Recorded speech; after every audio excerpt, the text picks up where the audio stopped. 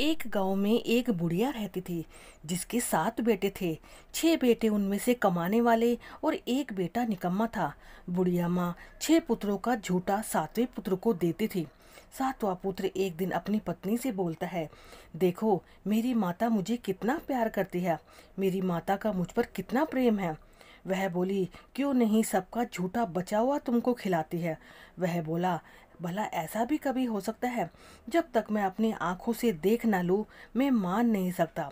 पत्नी ने हंसकर कहा, देख लोगे तो मानोगे। कुछ दिन बाद एक बड़ा त्योहार आया। घर में 7 प्रकार के भोजन और चूरमा के लड्डू बने। वह पत्नी की बात को जांचने के लिए सिर दर्द का बहाना बनाकर पतला कपड़ा सिर पर ओढ़कर रसोई में जाकर सो गया और कपड़े में से सब देखता रहा। 6 भाई भोजन करने आए। उसने देखा कि उसकी माँ ने उनके लिए सुंदर सुंदर आसन बिछाए, 7 प्रकार की रसोई परोसी और आग्रह कर करके उन्हें भोजन कराती रही। वह यह सब देखता रहा। 6 भाई भोजन कर उठ गए। तब माँ ने उनकी 5 थालियों में से लड्डुओं के टुकड़ों को उठाया और एक नया लड्डू बनाया। जूठन साफ कर माँ ने उसे पुकारा, उठ बेटा, तेरे भाई भोजन कर ले जा चुके हैं, तू भी उठकर भोजन कर ले। उसने कहा, माँ मुझे भोजन नहीं करना, मैं परदेश जा रहा हूँ। माता ने कहा, कल जाता है तो आज ही जा। वह बोला, हाँ हाँ जा रहा हूँ। यह कहकर वह घर से निकल गया। चलते समय उसे अपनी पत्नी की याद आई। वह गौशाला में कंडे थाप रही थी। वहां जाकर वह बोला, मेरे पास तो कुछ भी नहीं है, ये अंगूठी है सो ले लो और अपनी कोई निशानी मुझे दे दो। वह बोली, मेरे पास क्या है, ये गोबर भरा हाथ है। यह कहकर पत्नी ने उसकी पीठ पर गोबर के हाथ की थाप मार दी और वह आगे चल दिया। चलते चलते दूर देश में जहाँ पहुँचा वहाँ एक साहूकार की दुकान थी। वहाँ जाकर वह बोला, सेठ जी मुझे नौकरी पर रख लो। साहूकार को नौकर की सख्त जरूरत थी। साहूकार ने कहा, काम देखकर तनख्वाह मिलेगी। उसने कहा, सेठ जी जैसा आप ठीक समझे। उसे साहूकार के यहाँ नौकरी मिल गई। वह वहां पर दिन रात काम करने लगा। कुछ दिन में दुकान का लेन देन, हिसाब किताब, ग्राहकों को माल बेचना सारा काम करने लगा। साहूकार के 7-8 नौकर थे। वह सब चक्कर खाने लगे, लेकिन उसने अपनी लगन और परिश्रम से ईमानदारी से सभी को पीछे छोड़ दिया। उसे अपने किए का फल मिला। सेठ ने भी उसका काम देखकर उसको 3 महीने में ही उसे मुनाफे में साझेदार बना लिया। परिश्रम करते करते 12 वर्ष में ही वह नगर का नामी सेठ बन गया और सेठ अपना सारा कारोबार उस पर छोड़कर बाहर को चला गया। इधर उसकी पत्नी पर क्या बीती वह सुनो। सास ससुर उसे दुख देने लगे। गृहस्थी का काम करवाकर उसे लकड़ी लेने जंगल में भेजते।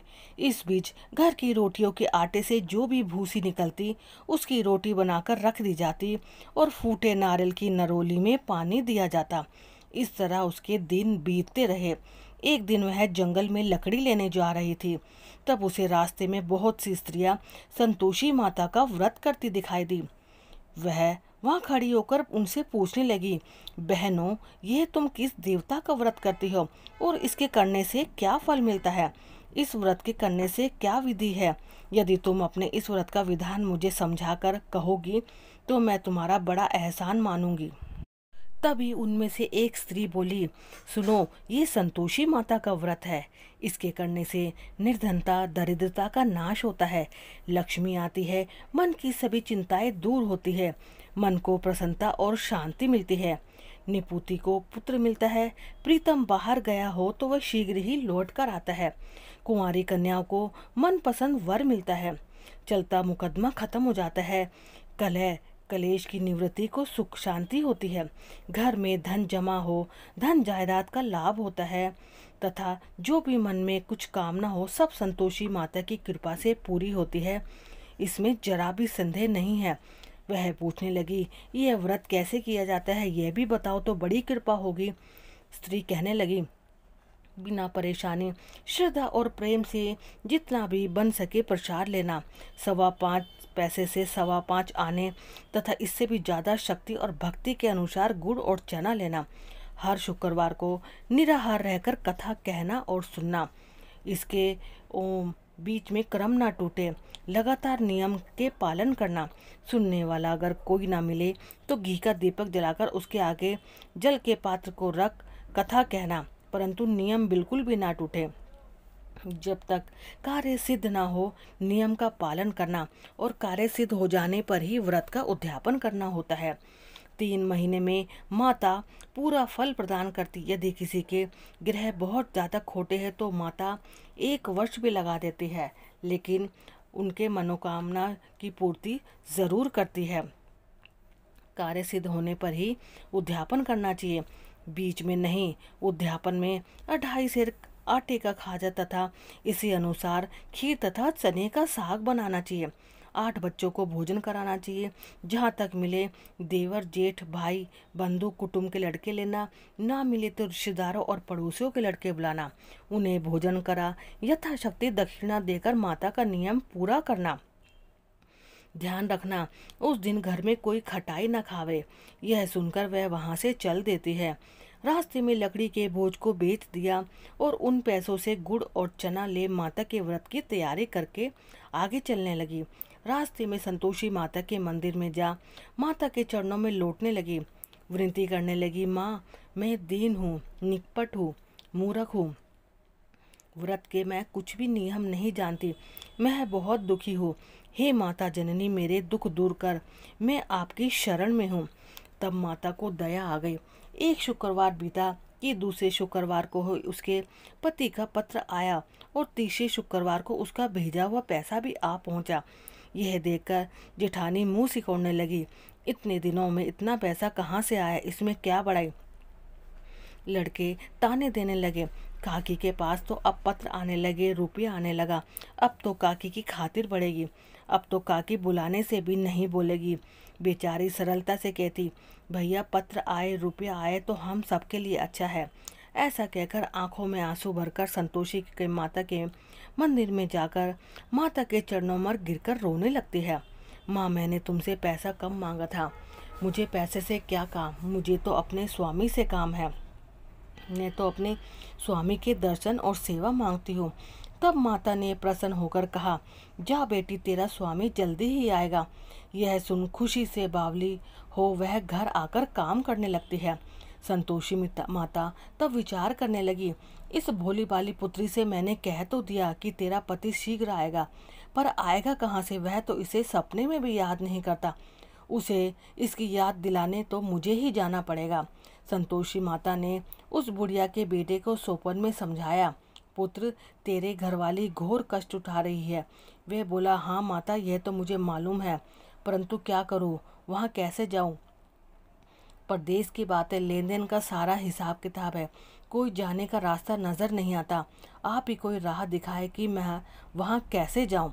तब माँ कहने लगी, सवेरे नहा धोकर संतोषी माता का नाम ले, घी का दीपक जला, दंडवत कर और दुकान पर जाकर बैठ जा। देखते ही देखते तेरा लेन देन चुक जाएगा, जमा माल भी बिक जाएगा, सांझ होते होते धन का ढेर लग जाएगा। वह अगले दिन सुबह बहुत जल्दी उठा। उसने अपने मित्र और बंधु परिचितों से सपने में माता द्वारा कही कही बात कह सुनाए। वह सब उसकी बात सुनकर खिल्ली उड़ाने लगे। वह कहने लगे, कभी सपने भी सच होते हैं। एक बूढ़ा व्यक्ति बहुत समझदार था। वह बोला, देखो भाई मेरी बात मानो, इस तरह सच और झूठ के कहने के बदले में क्या जाता है। जैसा माँ ने कहा है वैसा ही करने में क्या जाता है। बूढ़े की बात मानकर नहा धोकर वह संतोषी माता को प्रणाम कर घी का दीपक जलाकर दुकान पर जाकर बैठ जाता है। शाम तक धन का ढेर लग गया। वह हैरान हुआ, मन में संतोषी माता का नाम ले प्रसन्न हो घर ले जाने के वास्ते गहना कपड़ा सामान खरीदने लगा। सब काम से निपटकर वह अपने घर को रवाना हो गया। उधर उसकी पत्नी जंगल में से लकड़ी लेने गई। लौटते वक्त थक जाने के कारण संतोषी माता के मंदिर पर विश्राम करने बैठ गई। यह तो उसके रोज रुकने का स्थान था। धूल उड़ती देख उसने माता से पूछा, हे माता आज यह धूल कैसी उड़ रही है। माँ ने कहा, हे पुत्री तेरा पति आ रहा है, अब तू ऐसा कर, लकड़ियों के 3 बोझ बना ले, एक नदी के किनारे रख, दूसरा मेरे मंदिर पर और तीसरा अपने सिर पर रख। तेरे पति को लकड़ी का गट्ठा देकर मोह पैदा होगा, यह वहाँ रुकेगा, नाश्ता पानी बनाकर खाकर माँ से मिलने जाएगा। तू लकड़ियों का बोझ उठाकर जाना और बीच चौक में गट्ठा डाल के 3 आवाजें जोर से लगाना। लो सासू जी, लकड़ियों का गट्ठा लो, भूसे की रोटी दो, नारियल के खोपरे में पानी दो, आज कौन मेहमान आया है। संतोषी माता की बात सुनकर वह बोल बहुत अच्छा माँ कहकर प्रसन्न मन से लकड़ियों के 3 बोझ बना लाए। एक नदी के तट पर, दूसरा माता जी के मंदिर पर रखा। इतने में ही मुसाफिर वहां आ पहुंचा। सूखी लकड़ी देख उसको इच्छा हुई कि अब यहीं विश्राम कर ले और भोजन खा पीकर गांव चला जाए। इस प्रकार भोजन कर विश्राम कर वह अपने गांव आ गया। उसी समय बहू सिर पर लकड़ी का गट्ठा लेकर आई। उसने गट्ठर को आंगन में डाल जोर से 3 आवाजें लगाई। लो सासू जी, लकड़ी का गट्ठा लो, भूसे की रोटी दो, नारियल के खोपरे में पानी दो, आज कौन मेहमान आया है। यह सुनकर सास ने अपने दिए हुए कष्टों को बुलाने के लिए कहा, बहू तू ऐसा क्यों कहती है, तेरा मालिक ही तो आया है, बैठ मीठा भात खाकर कपड़े गहने पहन। पत्नी की आवाज़ सुनकर उसका स्वामी बाहर आया और उसके हाथ में पहनी अंगूठी देखकर व्याकुल हो गया। वह अपनी माँ से पूछा, माँ यह कौन है। माँ बोली, बेटा तेरी पत्नी है, आज 12 वर्ष हो गए हैं जब से तू गया है, तब से सारे गांव में जानवर की तरह भटकती रहती है, काम काज कुछ करती नहीं है, 4 समय खाकर आ जाती है, अब मुझे देखकर भूसे की रोटी और नारियल के खोपरे में पानी मांग रही है। वह बोला, ठीक है माँ, मैंने इसे भी देखा और मैंने आपको भी देखा, मुझे दूसरे घर की चाबी दो ताकि मैं उसमें रहूं। ठीक है बेटा, जैसी तेरी मर्जी कहकर माँ ने चाबी का गुच्छा बेटे के सामने पटक दिया। उसने दूसरे घर को खोलकर सारा सामान जचाया। एक ही दिन में वह राजा के महल जैसा ठाठ-बाट बन गया। अब क्या था, वह सुख भोगने लगी। अगला शुक्रवार आया। उसने पति से कहा, मुझे तो संतोषी माता के व्रत का उद्यापन करना है। पति बोला, बहुत अच्छा, खुशी से करो। और वह उद्यापन की तैयारी करने लगी। जेठ के लड़कों को भोजन के लिए कहने गए। उन्होंने मंजूर भी किया, परंतु पीछे से जेठानी ने अपने बच्चों को सिखलाया, देखो रे, भोजन के समय तुम सब खटाई मांगना, जिससे उसका उद्यापन पूरा ना हो। लड़के भोजन करने आए, खीर पेट भरकर खाए, परंतु बात याद आते ही कहने लगे, हमें कुछ खटाई खाने को दो, खीर खाना हमें भाता नहीं है, अरुचि होती है। लड़के उठ खड़े हुए, बोले, पैसे लाओ। भोली बहू कुछ भी नहीं जानती थी और भूल से उन्हें पैसे दे दिए। लड़कों ने बाजार जाकर उन पैसों से इमली खरीदी और खाई। यह देखकर बहू पर माता जी ने कोप किया। राजा के दूत आए और उसके पति को पकड़कर ले गए। अब सब मालूम हो जाएगा जब जेल की रोटी खाएगा। बहू से तो यह वचन सहन ही ना हुए। वे संतोषी माता के मंदिर में गई और कहने लगी, माता तुमने ये क्या किया, हंसाकर क्यों रुला रही हो। संतोषी माता बोली, पुत्री तूने तो मेरा व्रत भंग कर दिया, इतनी जल्दी सब बातें भूल गई। वह बोली, माता भूली तो नहीं, ना ही कुछ अपराध किया है, मुझे तो उन लड़कों ने भूल में डाल दिया, मुझे क्षमा करो माँ। माँ बोली, ऐसी भूल भी कभी होती है। वह बोली, ऐसी भूल अब ना होगी। अब बताओ मेरे पति कैसे आएंगे। माँ बोली, पुत्री जा, तेरा पति तुझे रास्ते में ही मिलेगा। वह मंदिर से निकलकर बाहर आई तो रास्ते में उसे अपना पति आता हुआ मिला। उसने अपने पति से पूछा, आप कहाँ गए थे। वह बोला, इतना धन जो कमाया था उसका राजा ने टैक्स मांगा था, वह मैं भरने गया था। बहू प्रसन्न होकर बोली, भला हुआ, अब घर चलो। फिर अगला शुक्रवार आया। वह बोली, मुझे माता का उद्यापन करना है। पति ने कहा, ठीक है करो। वह फिर जेठ के लड़कों से भोजन को कहने गई। जेठानी ने लड़कों को सिखा दिया कि तुम पहले ही खटाई मांगना। लड़के भोजन करने बैठ गए, लेकिन भोजन करने से पहले ही कहने लगे, हमें खीर पूरी खानी नहीं भाती, जी बिगड़ता है, कुछ खटाई खाने को दो। बहू बोली, खटाई खाने को नहीं मिलेगी, खाना है तो खाओ। और उठकर चले गए। चले जाने पर उसने ब्राह्मणों के लड़कों को बुलाकर भोजन करवाया। दक्षिणा की जगह उन्हें एक एक फल दिया, जिससे कि संतोषी माता बहुत प्रसन्न हुई। माता की कृपा से 9वें महीने बाद उसको चंद्रमा के समान एक सुंदर पुत्र प्राप्त हुआ। पुत्र को लेकर वह प्रतिदिन संतोषी माता के मंदिर में जाने लगी। माँ ने सोचा कि यह तो रोज मेरे मंदिर आती है, आज क्यों ना मैं इसके घर चलूं, इसका आसरा देखूं तो सही। यह विचार कर माता ने भयानक रूप बनाया। गुड़ और चने से सना मुख, ऊपर से के समान होठ, उन पर मक्खियाँ भिनभिना रही थी। दहलीज पर पैर रखते ही उसकी सास चिल्लाने लगी, देखो रे, कोई चुड़ैल डाकनी आ रही है, लड़को इसे जरा भगाओ तो सही, नहीं तो ये सबको खा जाएगी। बहू रोशनदान में से यह सब देख रही थी। वह खुशी से उठी रे, आज मेरी माता जी मेरे घर आई है, यह कहकर दूध पीते बच्चे को गोद से उतार दिया।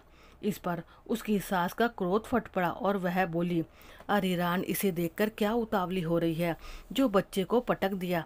इतने में माँ के प्रताप से जहाँ देखो वहाँ लड़के ही लड़के नजर आने लगे। वह बोली, माँ जी, मैं जिनका व्रत करती थी यह वही संतोषी माता है। इतना कहकर उसने झट से घर के सारे दरवाजे खोल दिए।